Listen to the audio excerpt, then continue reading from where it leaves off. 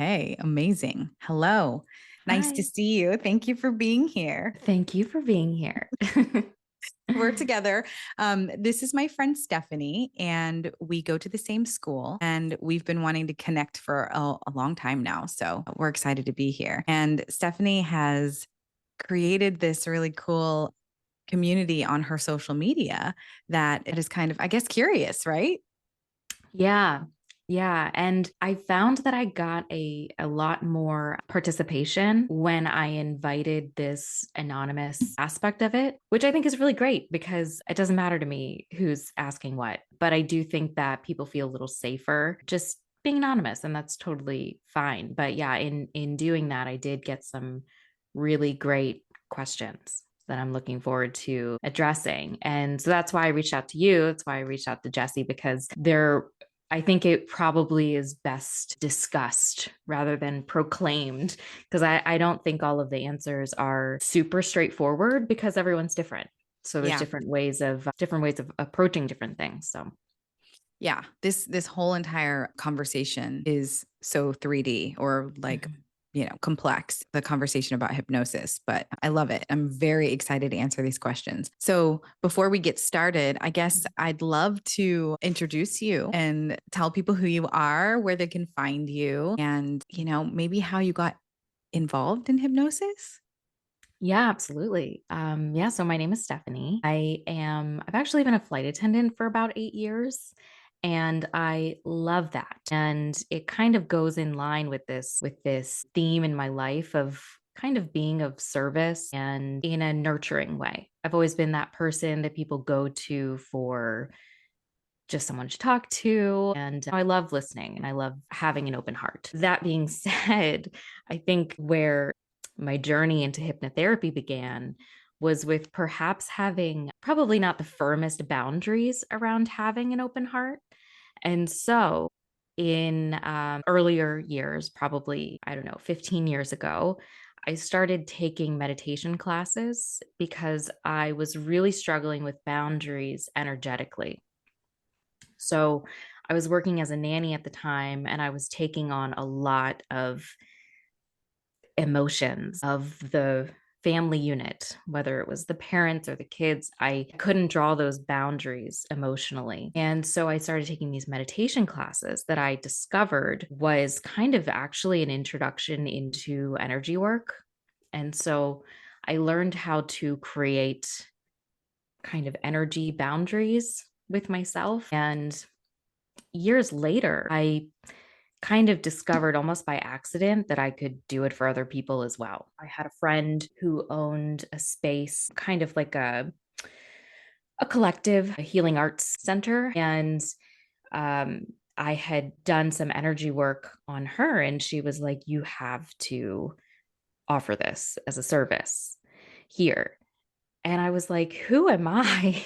Who am I to do that? I'm just, you know, I have no authority on this. I had no real official training. I wasn't officially any kind of Reiki master, and in fact, what I was doing wasn't even exactly Reiki. It was Reiki adjacent, but a little different.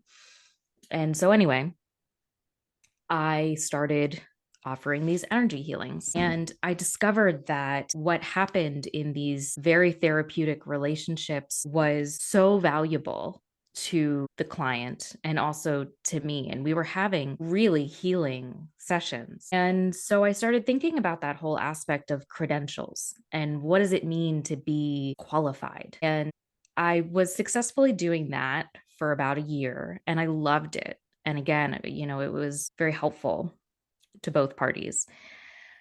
But I started feeling like something was missing. I needed a little something extra. I wanted to know maybe more about the psychology of what was happening in these sessions, in these meetings. And so I started receiving hypnotherapy in efforts to kind of collect my thoughts and feelings about what was next in my life. And that's what led to me being a student of hypnotherapy. And I learned pretty quickly in retrospect that so much of what I was doing with my clients was in fact hypnosis to some degree. So yeah, that's kind of how this all started.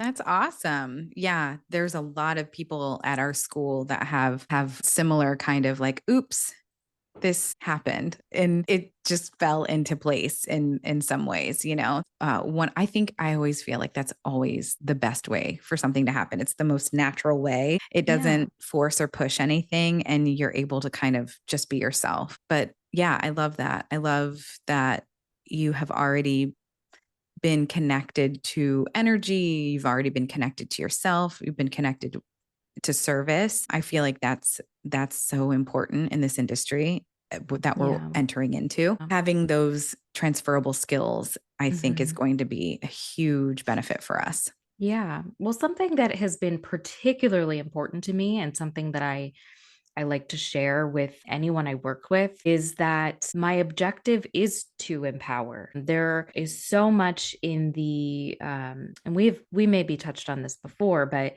there is so much in the wellness community that says, I know you better than you know you. I have this missing secret to happiness. And I'm always careful not to do anything like that because I think that no one knows you better than you know you.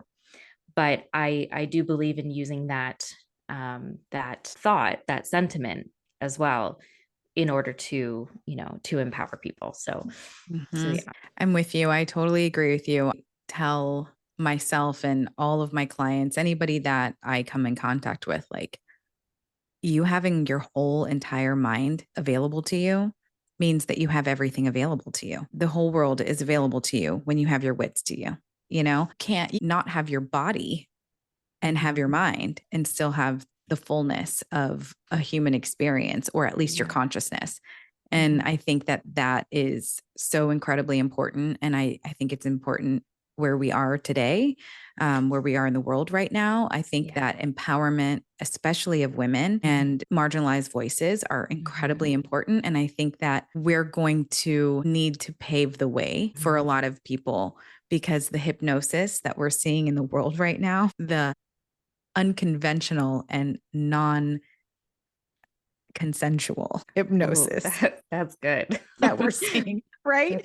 Yeah. It's happening really loudly all around us right now. And I think Yeah. it's going to be incredibly important for certified hypnotherapists to teach what hypnotherapy actually does and Right. how it actually works, to allow people to get on the bandwagon of their own empowerment. Right. Yeah. So Yeah, we're it's interesting and I suppose a bit ironic that there's this misconception at times that hypnosis makes you lose control right. because it actually helps you regain control after being hypnotized in some sense by all of the all of I don't know, message units that are coming at us at all times more than ever, Mhm. phone, TV, Social media. social media. Yeah, I mean, what isn't Uh, overloading us right now? yeah. Yeah. And just to kind of clarify something for anybody who's watching or listening, the phrase that Stephanie's using, message overload, is something that we learn in school. That's basically, I like to explain it by like bits of information. So, over message unit overload is something that we actually use to our benefit in hypnosis to help to quiet the critical mind. The conscious mind needs something to do and it needs something to focus on while we're trying to communicate with the subconscious mind. And Mhm. so, message units or bits of information in a positive way gives the conscious mind something to do. It gives it a little something to grab onto while we're trying to kind of enter into the side door through the subconscious. But that's Mhm. all always happening. And fortunately, we do it consensually and we do it Right, positively, right? The right. message units that we give to overload feel really good. They're relaxing, they're calming, they're healthy for the mind, they're healthy for the body. But message unit overload is happening at all times, and not all message units are created equally, in my opinion, you know? So Yeah. some of those message units that we're receiving on the outside world, which is social media, even even conversations that we're having with our families, with our Mhm. partners, our friends, anything ingesting in our mind is a message unit. So by the end of the day, we are so exhausted by message units that we are very, very susceptible to outside thoughts. And that's essentially hypnosis. That's how hypnosis works. And I think that demystifying this whole entire thing, demystifying hypnosis is, in my opinion, decolonizing mental health in a lot Mhm. of ways, because so many people are afraid of hypnosis. I mean, Absolutely. it really says something, Stephanie, when you put a social media post out there that's like, hey, do you have any questions? Mhm. And then maybe not get too many bites, but then you make it anonymous and then you get lots of bites. And so that says so much about just the topic that we're having a conversation about. You know what I mean? Yeah.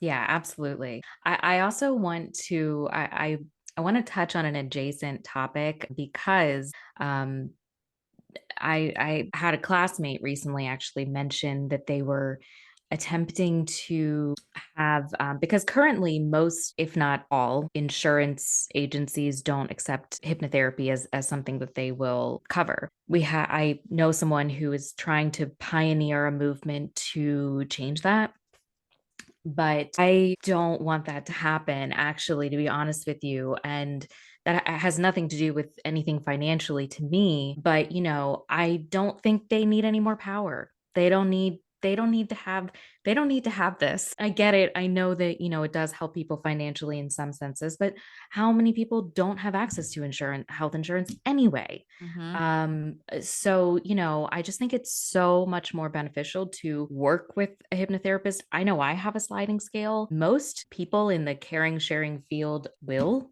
Mm-hmm. So I just think it's so much more beneficial to work with people in that sense than to outsource it. And I like having that relationship with people Yeah. more. Well, it's built into our ethos at school too. Like Right. we are trained and encouraged to work with people pro bono if need be for a Yeah. certain amount of sessions and also at a sliding scale. But we Mhm. also have a tremendous resource available for people in which I'll add into the show notes of this episode. Our school has an internship program that all of us are required to do.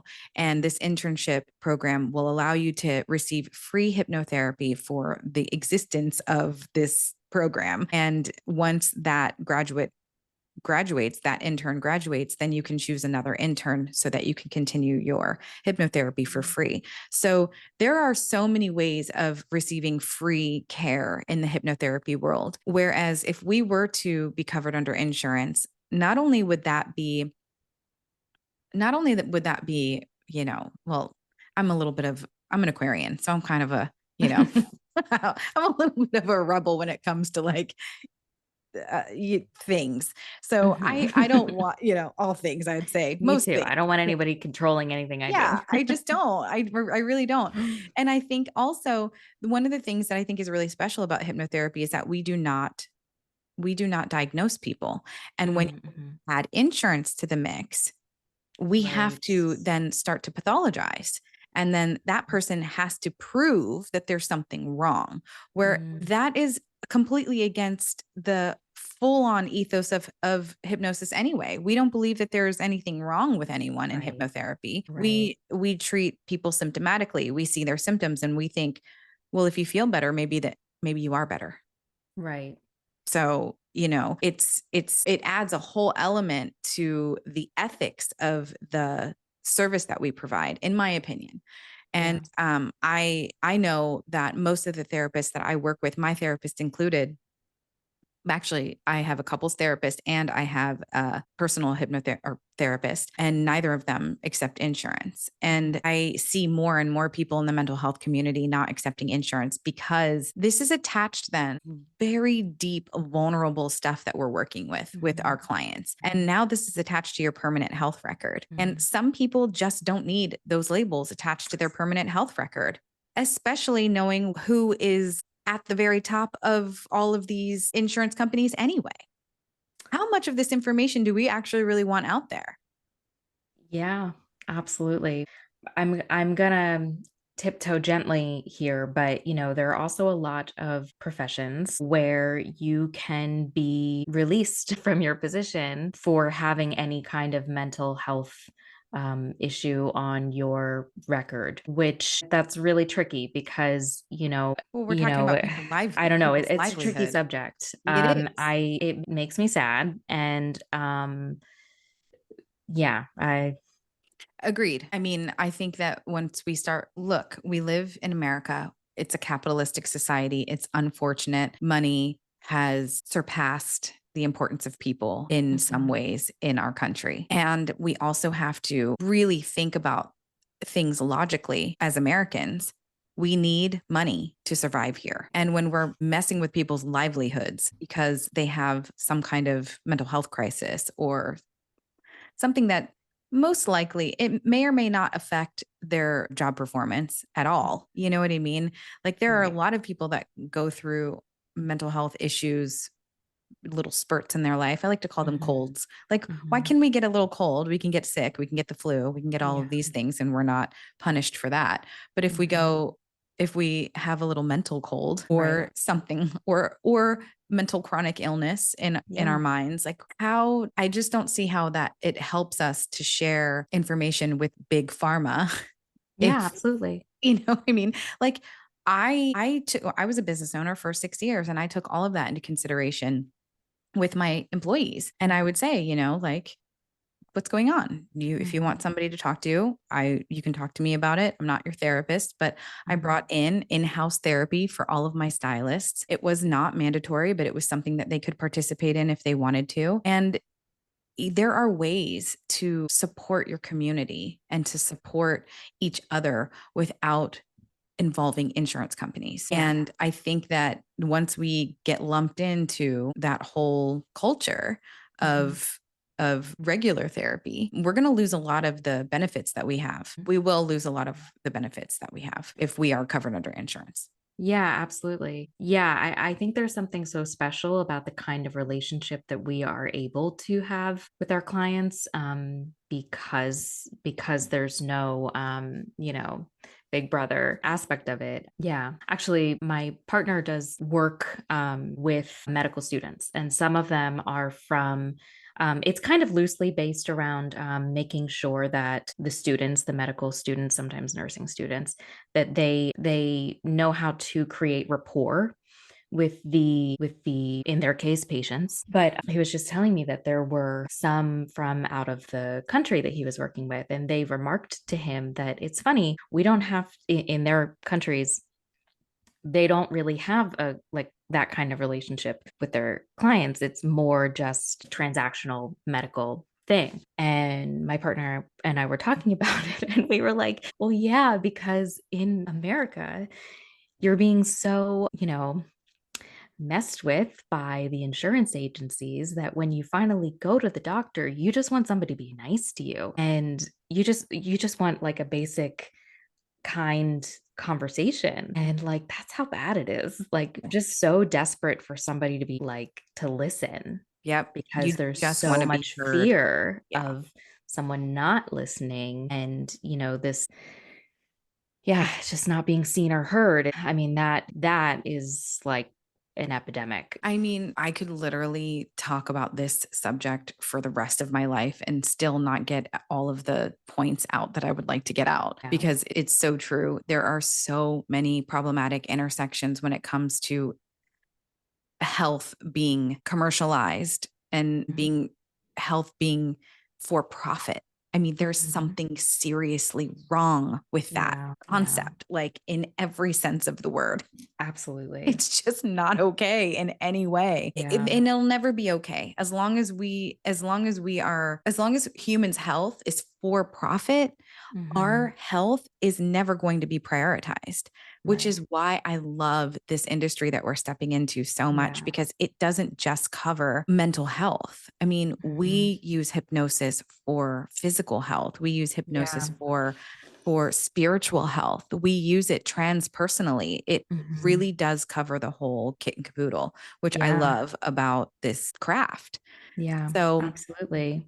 which is why I really wanted to put out this podcast because I think that they're all of the podcasts about hypnosis that I've seen is very kitschy. It's very, let me hypnotize you right now for Right, right, financial abundance or whatever. And it's like, right. cool, that's all good. But we need to Well, know how this mhm. works and people who are legit using it. Absolutely. And I'm so glad that you brought that up because this is why I wanted this conversation as well. Because some of the questions I got really could lend themselves to a snippet of like how not to feel guilty. And, that's helpful in some way, but I think we can get so much more out of it by having a real conversation. So, I actually, if you don't mind, I would love to use that as a segue Yes. to one of the specific questions I got, and we touched on this a little bit already, kind of hypnosis that we're in on a day to day basis. There was a question that kind of touched on that a little bit. The question is, well, it's a statement and a question. And of course, it's anonymous. So I'll just read what it says. It says, I have this constant urge to be occupied by either listening, watching, reading, and feel so uncomfortable just being. Would love a meditation for that, possibly. Not sure if it's a dopamine issue or what. LOL.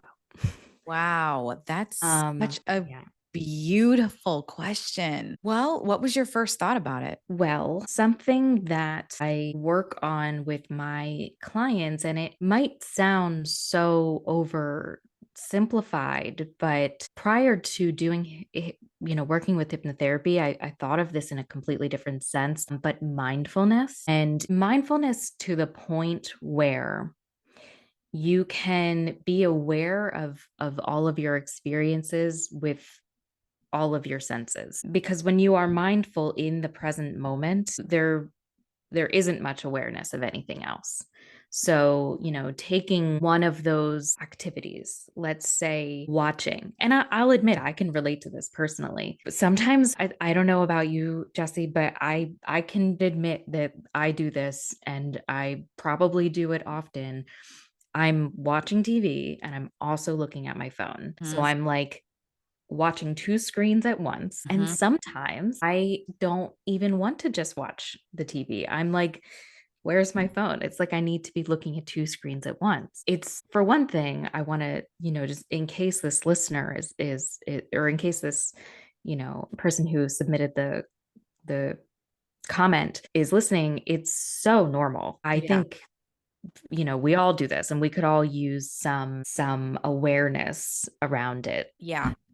I think that's a good point. I think all of us, especially people who have any kind of neurodivergence, have this kind of screen thing happening, right? I think it's really common. I think so many people are doing this and so many people have this challenge. But I think that's what it is. It's a challenge to overcome. It's not a Mhm. problem. It's not an issue. It's just something that we've evolved into doing because of our current situations and those situations that we have been in for the past, almost 6 years now. I think Mhm. if we were to ask people, this probably ticked up significantly during or after Mhm. COVID. And I Yeah. think that that really affected us globally. I think we all went through something. And I don't think that we have really changed our habits or behaviors since then. And Yeah. so yeah, I think this is a really good point that you're making. This is absolutely common ground at this point for so many people. And I think you are onto something with the mindfulness aspect and element of this too, because really what is that? Like, why are we doing that? Finding the kind of cause or the root of like, what is that fulfill? What is that doing? It is kind of washing away a lot of the sensory situations that we have happening, whether it's feeling anxious, feeling depressed, or even feeling pain in our body, feeling something, right? What is all of this input trying to fade away or trying to push away? It's basically static, you Mhm. know? Um, and I think if this client were to come to me as a hypnotherapist, which I think this could be one of the cool ways to answer some of these questions is like how you and I Mhm. might approach these things differently, Yeah. how we might approach them. Maybe we would agree, but I think Mhm. I think I would ask this person, are you aware of how this makes you feel while you're doing it, while it's happening. When you have all the screens on and all of that stuff, like, are you aware of how it makes you feel during that? Or are you even aware that it's happening? Because I think that would then lead me to how I would treat this person as a client. Because if they're not even aware of it until after the situation, I think I would start on a journey of being where one is, being able to connect with how many things can I smell, taste, hear, see, feel right now. And I would probably do at least one full session on sensory input, just being able to feel and being able to turn up the volume of what the body is feeling, what the mind is feeling, what, being able to turn up the volume of those things. Because really, when it comes down to it, if we had that volume turned up, and it would disrupt that screen situation. It would say, what am I doing right now? This is strange. That voice would be louder. And so if they're aware of that and they're bypassing that input, then I would go a completely different direction. Yeah. What do you think about that? Well, that I think now is a really great time actually to introduce to the listeners, if they're not already aware, this concept of what a known association is. So that there are a lot of different names for the subconscious mind, right? There's the unconscious mind. Some people also say it's your programming. What it comes down to is what your mind knows.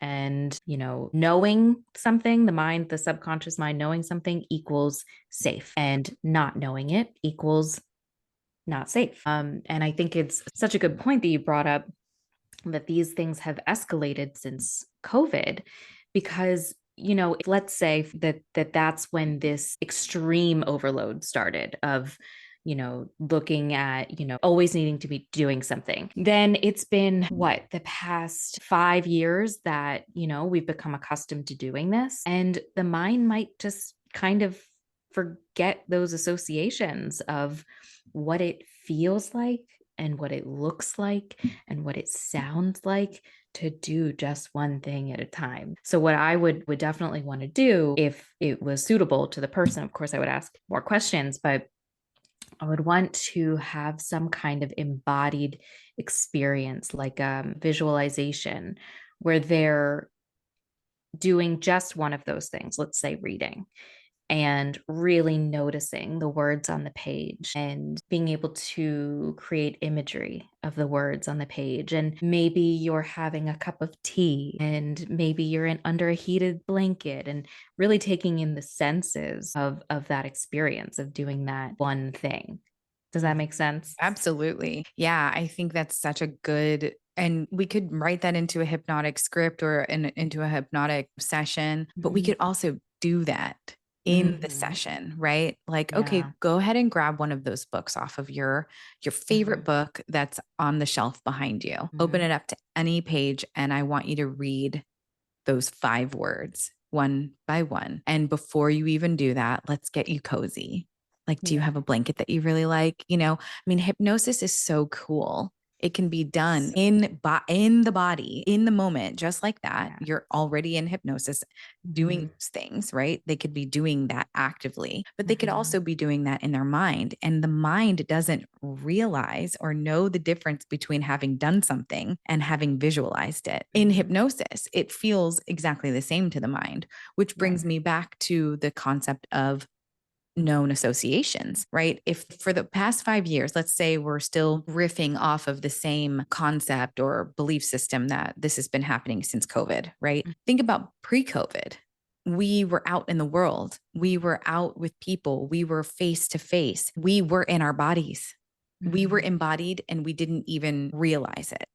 And then you pluck us out of that world where we can only be by ourselves, and the only connection that we have safely, that's safe. Literally, it's not just, it was true. That was the only safe way that we could connect, was through a screen. And if we've been doing that, and that had been done in crisis, in a traumatic way, which it was, one day we were able to go outside, and literally the next day we were not, for a year or more.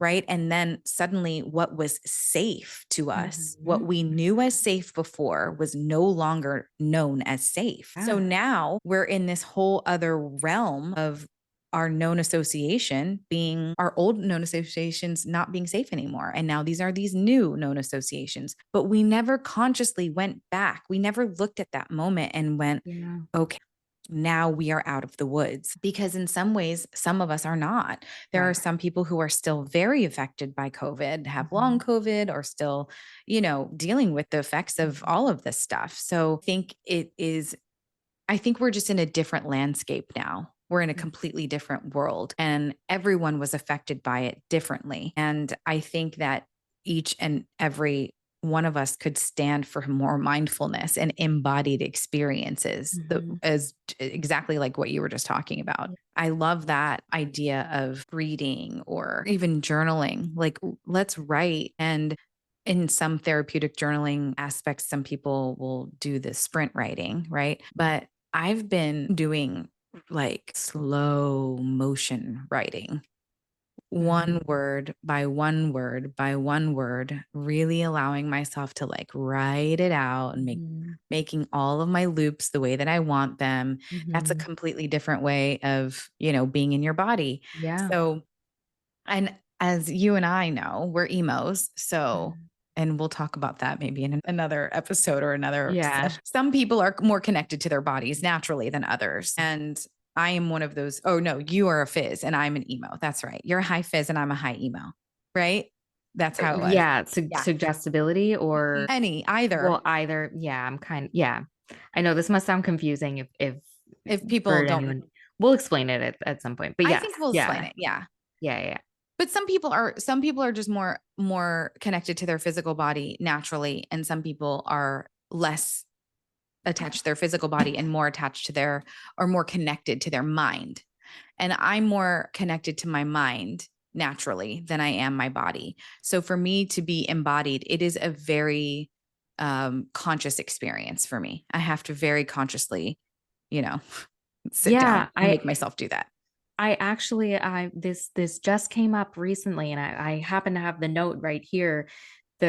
So a fizz, very base. This is just a very simple, very quick crash course. Somebody who's more physical, who feels, more in the body, it kind of goes thought, image, feeling, then emotion. And somebody who's more emo, Or which emotional. sounds so like early 2000s, I but know. is emo is thought, feeling, then physical reaction. I believe something like that. Close enough Yeah. for now. Yeah. Um, but yes, exactly. Yeah. So then we, in hypnosis, we take all of this stuff into consideration. We give us a significant amount of assessments and we find out what your type is. And we take all of this into consideration in your therapeutic treatment too. So Mhm. that would also be something about this particular question. Like, I wonder if this person is a fizz trying to get back in touch with their body, or I Mhm. wonder if they're an emo Yeah. like hoping to get into their body. Yeah. So I love that question. I don't know if we Yeah. answered it. I think it was more of a rant, but I think I liked it. Well, I think it was kind of an expression of a feeling. And also, they said would love a meditation for that possibly. And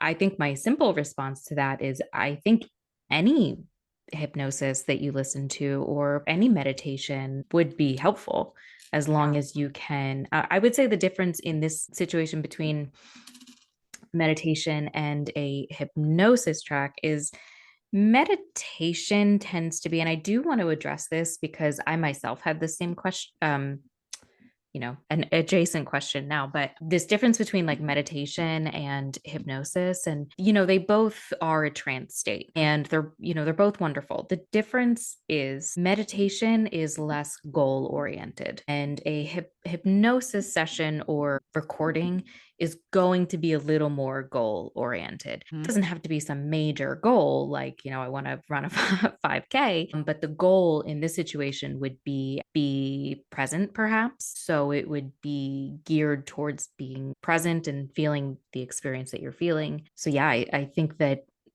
that, we can certainly actually, I think I just released a hypnosis track on my Instagram that might fit that bill. It's just a quick little thing. But yeah, anything to recenter Yeah, yourself anything to into recenter. being in the moment. Yeah. I totally agree. When someone asks me what the difference between hypnosis and meditation is, I always say they live in the same store. Mhm. So you shop for them in the same store. Okay. Mhm. But hypnosis is like, you got a list, sister. You get in there and you get your milk and you get your eggs and you get your bread and then you get out. And meditation is more like, ooh, I just got paid. I Yeah. haven't What do had. I see here? Yes, exactly. Oh, what? This is a new cookie. What's the Yeah. ingredients? Oh, what's this? What's that? It's like more exploratory. It's a little Yeah. bit more, I have a little bit more, oh, I don't really know what's going on, but I'm open to Mhm. exploring, which there is Sure. there is definite benefit in that. But there's Mhm. also a really, really huge benefit in having a goal-oriented situation as well. Mhm. So they are very, very close and they feel almost identical when they're Right. happening. Right. However, they have different outcomes. I love that because how many times, I mean, I think we can all relate to going to the store and just booping around. And then you get home and you're like, ooh, I didn't get any of things that Get that I anything that meant I to get. wanted. And it's certainly not time wasted by any means, but you're like, Right. I didn't hit the mark exactly on what I was going for. Right. Um, But I discovered this new chip that I really like, yeah, which exactly. is totally great too, That's also awesome. Exactly. Yeah. Yeah. So I often explain it in that way. Yeah. But I think you're right. I think any meditation and any hypnosis could really help this person. Yeah, I agree. Anything, and try a couple different things. Try some visual, try Mm. some audio, try some movement. Yeah. Any kind of any kind of flow Tap state. tapping even, Tapping, tapping, EFT tapping would be EFT, good. and there's a Yes. ton of those on YouTube, just Yep. typing in EFT. Gala Mhm. Darling is my favorite. I think she's great. Yeah. Yeah. Do we have time for one more Yeah. question I think we or have time for maybe one or two. So let's see what okay. the rest are. This one I think is really, really interesting. I would love your thoughts on. I've thought about it a bit. So I guess I'll go into how I would address it with a client. But the question is, so they said love in relationships. Is there a facet of this that could help someone dig deep and find insight on if they're in the right relationship? I love this I question so love much. this question. First, right off the bat, I want to say yes, absolutely. Yeah. There is something about hypnosis that can really, really be such an excellent tool for getting in touch with your intuition, with what feels right in the body. And like we've been saying, and this is going to keep coming up because it's such a rampant issue, but we have so many, like I said earlier, message units, but just so many things happen. There are so many opinions, and, if this happens, do that. We have so much advice directed at us all the time that it's really difficult to know how you feel about something.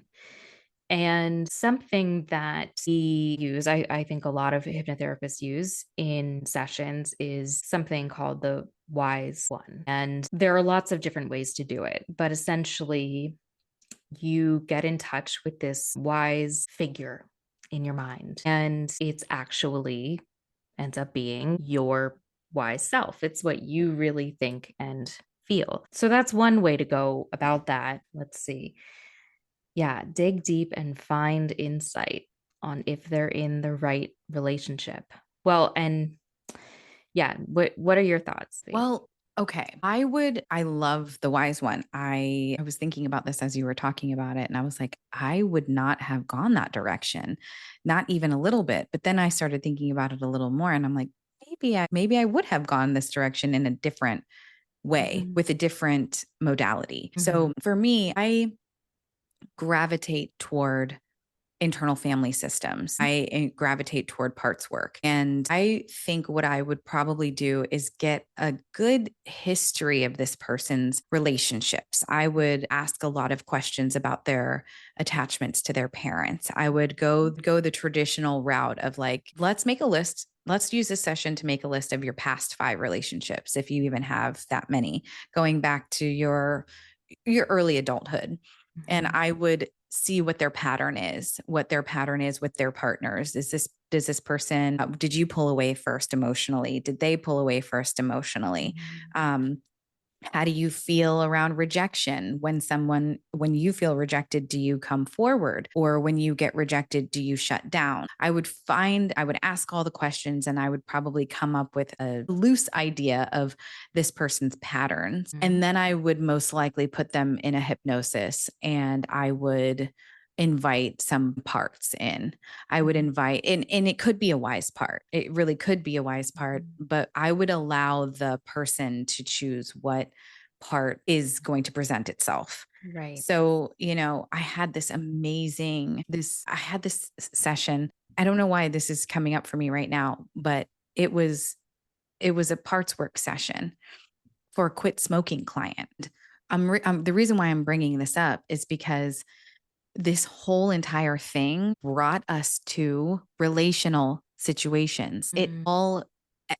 This person's parts came through, a 5-year-old part came through and said that the reason why they're choosing these types of relationships and this relationship to cigarettes is because of an attachment issue from early childhood.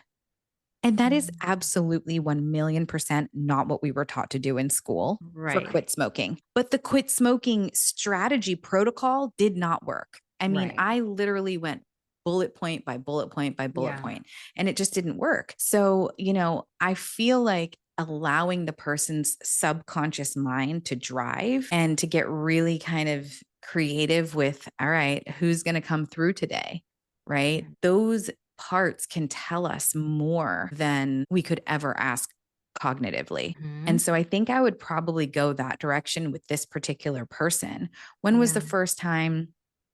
What is this person? I would probably ask the client, like, what was the first time, or when was the first time that you remember having this, or what was the first time that you questioned this relationship? Right. You've obviously, you're questioning this relationship. Have you always questioned your relationships? Right. These questions are important because maybe they always question their relationships. And that would mean, that questioning this relationship isn't necessarily an indicator that you're in a wrong relationship. Right. Absolutely. Well, and that's the thing, the caveat with all of these questions is that it's such an individual experience. And when you work with a new client, we're picking up on so many different things because it is a holistic modality. Perhaps some people don't treat it like that, but it is. Yeah. And, there's so many different things. Yeah, everyone's different. Like one treatment plan isn't going to work the same way for someone else. That was the biggest thing that I learned doing my internship. I was like, wow, this is wild how this one modality, this wise being, right? Just the wise being, how it worked for one person and then how it would work completely different for a different person. These questions really just bring up more questions. And I really do think a good hypnotherapist just asks a lot of questions. Yeah. Just, what about that? What about this? Because I think that's a huge part of how we can kind of pave the way to your subconscious mind. Yeah. But yeah, I think the short answer too is absolutely. There are I couldn't count. I think that there's probably infinite amount of ways that we could help somebody through relational issues. I was going to say, I think you almost can't go wrong. Like, I think that one could approach this from so many different places and likely have success. I think one of the biggest reasons for that is, when we're having these kind of thoughts and issues, often we're trying to solve it with our conscious mind. Yeah. With those critical thoughts that we've learned. And, I think diving into the subconscious in any way is very helpful. Well, yeah, when I'm doing the theory of mind, which is something that we do when in our first session with someone, we teach you how hypnosis works in the mind, basically. But one of the things that I always tell people is that we are making lots of really, really wild decisions with our conscious mind. And it's really only 10 to 12% of our brain or of our mind power. Yeah. And I always liken this to like, when you walk into a room, you're at a party and there's like one super gregarious person that's just like, I'm here, and they're there, and they're most often the loudest person in the room. Quite often, the loudest person in the room is not the most powerful person in the room, but they are the Mhm. loudest person in the room. And I Mhm. liken that to the conscious mind. Your conscious mind is Yeah. the loudest person in the room, but not the most powerful person in the room, because it really genuinely is just a tiny portion of our mind. The subconscious is running the show Yeah. 100%, and it is often silent. Right. Right. And I think a lot of discomfort that people feel in a general sense is when there is a disconnect between the conscious and the subconscious mind.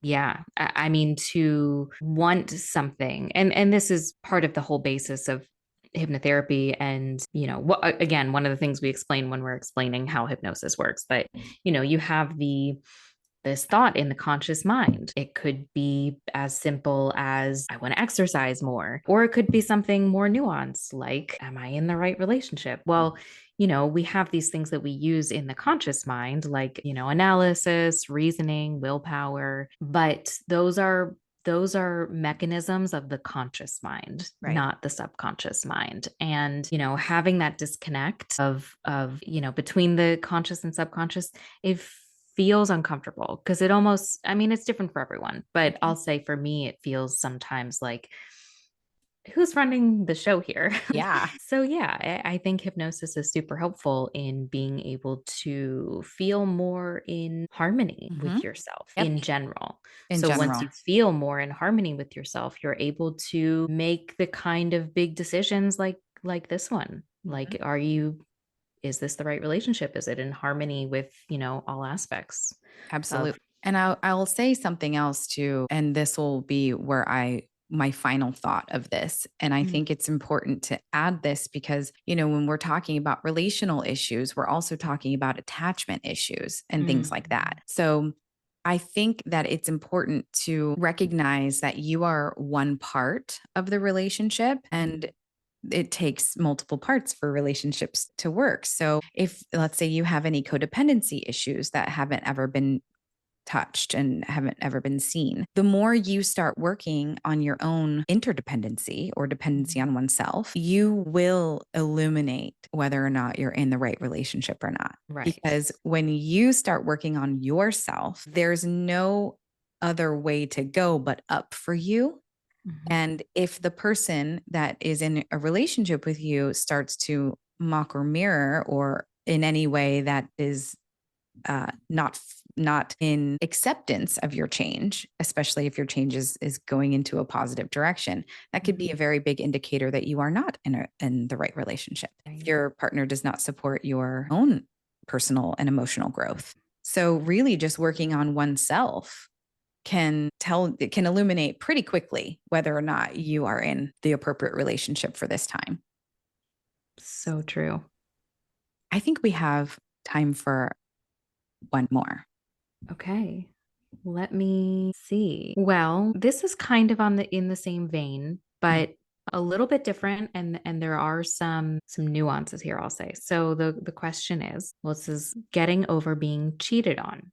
Can hypnotherapy help with that? I read Okay, this one I too. guess I'll say, was that. I read this one when you sent it to me, and I was like, oh boy, this is a juicy Yeah. one, I think. It is really juicy. And I guess I will start with, I do think that everything that we just said about the previous question applies to this one. Agreed. I do want to say, though, hypnotherapy is not going to necessarily take anything away from you. It can add positive things. It can add self-worth, which I think could be very, very helpful for someone who was in a relationship where there was a breach of trust. I think the first way I would approach this would be to address concerns of worth. And also, I would also want to know, is there a pattern of this? Has this happened before? Not at all to put any blame on a victim by any means, but I would want to address if this is something that you may be subconsciously, seeking the kind of people who are not valuing you. Right. Totally. Yeah. I mean, all information is good information in hypnotherapy, all information. And it's never used to blame or shame. It's always Absolutely. to illuminate. And I think that would be a great question to ask. Is this the first time this has ever happened to you? And kind of go from there. But I think you're right on. This is one that I 1,000,000% agree with you. This is all about worth. When someone has a breach of trust in their relationship, any kind of feelings of betrayal, it's almost impossible not to have those feelings of worth come up. It's I don't, I other feelings will come up too, right? But in the world that we live in, where monogamy is valued and all of is like centered, when something like this happens, we almost always, because of our programming, collective programming, will go to, well, what didn't I do? How was I not enough? There are other things that can come up too with it, like, the fact that, like, wow, you're an asshole, which Mhm. which I think is also appropriate, right? But I think, yeah, we would really need to kind of pull this apart. How are you feeling now? How did you feel when the relationship was happening? Did you have any inklings that this might happen? Because this could also be an issue of intuition and trusting oneself, Yeah. which also can kind of tie into self-worth. But I think bringing somebody into a somatic place of what worth feels like, what it feels like to be valued, what it feels like to be full, what it feels like to be seen. A mirror exercise would be really good for this too. I Yeah. think, even like consciously, or even in hypnosis, we could do a mirror exercise here of just like self-value. I think another thing I would do is a hypnosis on, like, let's literally one by one list all of the assets that you have. What are you good at? What's so beautiful Yeah. about you? What are your favorite things about yourself? And go deeper into, just like we said with the Yeah. reading, one by one. What does this word mean? How does it make you Yeah. feel? What's the energy, the frequency of it? I think that could be really powerful in a hypnosis session. Yeah. So I would just go dive so deeply into self-love and self-worth and self-yumminess, like pleasure Yeah. even, Yeah. like what feels pleasurable. Absolutely. And I also would want to really work very hard on some really good affirmations, Mm, not just like I am worthy. Like I would want to get really deep about like what is your biggest insecurity, and then we're going to flip the script on that, and that is your affirmation that you are going to either say to yourself every day, or we will mhm. work on that, we will Yeah. use that in hypnosis. But I'm really big on that, flipping the script, because the mind works on confirmation bias. So if you think that you are, if you think that you're worthless, you're going to see everything that you do that is not valuable. Yep. So it has this huge translation into all aspects of life. Yeah, I absolutely. understand why, this person wants help with that. That's really hard. Yeah, those are not yummy feelings, not at Mm-mm. all. And like I'm like intuitively like feeling like I want to give this person a hug right now. So Yeah. I just want to acknowledge that this person, if they're listening, like I'm sending you an energetic hug right now, because Yeah. no one deserves to have this happen to them. It's not Yeah. okay. It's never Mhm. okay. There are ways to support yourself, and you're connected to Stephanie. So you're obviously connected Absolutely. to her in some way. So it could be something that could inspire this person to reach out to you and Mhm. just have one little, little session or Yeah. a little tweak, a little tune up or something like that. Yeah, definitely. Hmm. This is a good exercise too. I think I will save the rest of the questions. Maybe we'll do a part two on this. I Fine. Yeah. thoroughly enjoyed being with you today. Yeah, Um, me too. and maybe we'll get this out there and maybe people will have more questions. Yeah, I could Um, definitely see that. Maybe yeah. like a little teaser Yeah, for totally. episode number 2. Seriously, absolutely. We talked about a lot of really, really fascinating things today. And I could see people listening to this and being like, what else is out there? What else, what Yeah, other kinds of questions? And I hope that we get more questions, I really do too. that would be awesome. Your social media went off a little better than mine. My folks didn't really have very many questions. When I looked back through them, they weren't really relevant to what we want to talk about. I think we should still put it out there and see if there's Yeah. anything else. Yeah, maybe we'll Um, hit gold again. maybe that was really awesome. Mhm. I think that's so cool. Maybe I'll try to edit this and pop this into Yeah. my newsletter too. Yeah, So that'd be I'll great. be kind of working on it. I'm going to allow us to say our goodbyes, but I also want everyone to know that Stephanie will be back with us again. And where can people find you? I think the best way is either my website, stephanielax.com. That's an easy one. Or my Instagram. I am always active on there. It's Stephanie Lax Hypnotherapy. It's Great. at Stephanie Lax Hypnotherapy. So those are really great ways to get in touch with me. My gosh, that's so awesome. And how can people get in touch with you? Yes, people can get in touch with me same ways through my website. It's the subliminalstylist.com and my Instagram is also the handle subliminal stylist. So you can find me on a lot of different social media websites, no, social media platforms. Through that same handle. So you can just type it into Google and it'll probably pop up. The Subliminal Stylist. And I want to say thank you. This was really fun. Thank you. And I'm so glad that we made the time. It was a really great time. I think that people will find it really enlightening and yes, informational. and hopefully helpful for them too. Yeah, Okay. Thank you everyone definitely. for listening. Thanks, everybody. Bye. Bye.